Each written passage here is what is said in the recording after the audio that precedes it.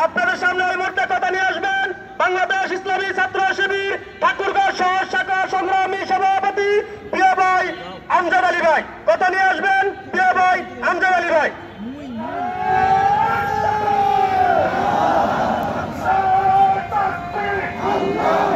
আলহামদুলিল্লাহ আলহামদুলিল্লাহ রাব্বিল আলামিন ওয়া আকিবাতু লিল মুত্তাকিন ওয়া সালাতু ওয়া সালামু আলা রাসূলিহি মুহাম্মাদ ওয়া আলা আলিহি ওয়া সাহবিহি আজমাইন।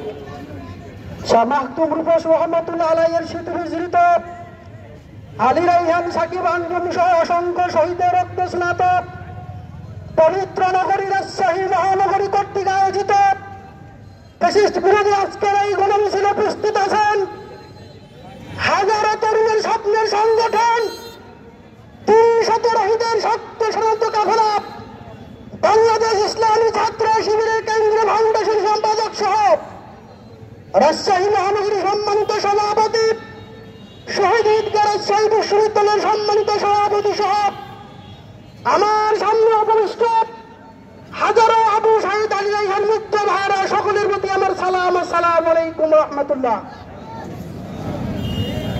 আমার বক্তব্যের শুরুতে অত্যন্ত দুঃখের সাথে জানাচ্ছি স্বৈরাচার পতনের আজ থেকে 6টা মাস প্রায় অতিবাহিত হয়ে গেল। দুঃখের বিষয় এখন পর্যন্ত কোনো খুনি কোন হত্যাকারীকে ফাঁসির কাস্টে ঝুলানো হলো না। প্রকাশ্য দিবালোকে হাজারো মিডিয়ার সামনে আপনার মতো আমার মতো কত তরুণকে হত্যা করা হয়েছে। অসংখ্য প্রমাণ থাকার পরেও কাদের ভয়ে এখনো ফাঁসির কাস্টে খুনিদেরকে ঝুলানো হচ্ছে না। এটা সবচেয়ে ভাববার বিষয়। আমি বর্তমান সরকারকে এই হাজারো ছাত্র জনতার পক্ষ থেকে উদাত্ত আহ্বান জানাই। হাজারো প্রমাণ, হাজারো ভিডিও, হাজারো ছাত্র জনতার হত্যাকারীদেরকে যারা জেলে ঢুকেছেন কিন্তু এখনো ফাঁসির কাস্টে ঝুলাচ্ছেন না কেন? আমরা দাবি জানাচ্ছি অনতিবিলম্বে যারা হত্যাকাণ্ডের সাথে জড়িত তাদেরকে অনতিবিলম্বে সিরিয়ার মতো ফাঁসির কাস্টে ঝুলাতে হবে। যদি খুনিদের এই হত্যাকারীদের এই খুনি ফ্যাসিস্টদেরকে যদি বিচার কার্যে আরো দেরি করা হয় আবারও আবু সাইদরা বুক পেতে হাসপাতালে নেমে যাবে।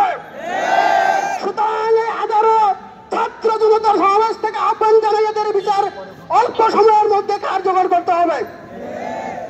সংগ্রামী সাথী ভারত, আমি এটুকু জানিয়ে রাখতে চাই যারা বাংলাদেশের অরিজিনাল বাংলাদেশ প্রেমীদের তারা হে মামুর বাড়ি দিল্লি থেকে পালিয়েছে তাদের উস্কানিতে যারা বাংলাদেশি নামাজ সাহস দেখাচ্ছে তাদেরকে বলতে চাই এইরকম দুঃসাহস দেখালে এই বাংলার মানুষ তোমাদেরকে ময়দানে যেখানেই পাবে সেখানেই গণতলায় দিবে। আমি স্পষ্ট বলে দিতে চাই যারা আগস্ট মাসে তোমাদেরকে ফেলে রেখে মামুর বাড়ি স্বামীর বাড়ি দুলাভাইয়ের বাড়ি দিল্লি গেছে তোমরা কিসের সাহসে আমার বাংলার নামতে চাও?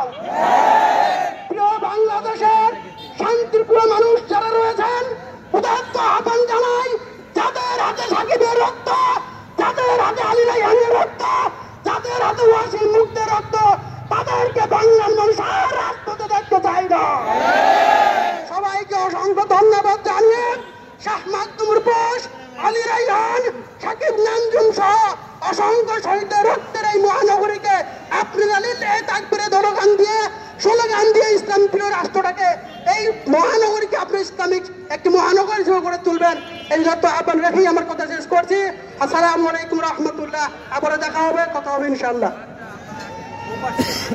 ধন্যবাদ প্রিয় আমজাদ আলী ভাইকে। প্রিয় উপস্থিতি আপনাদের সামনে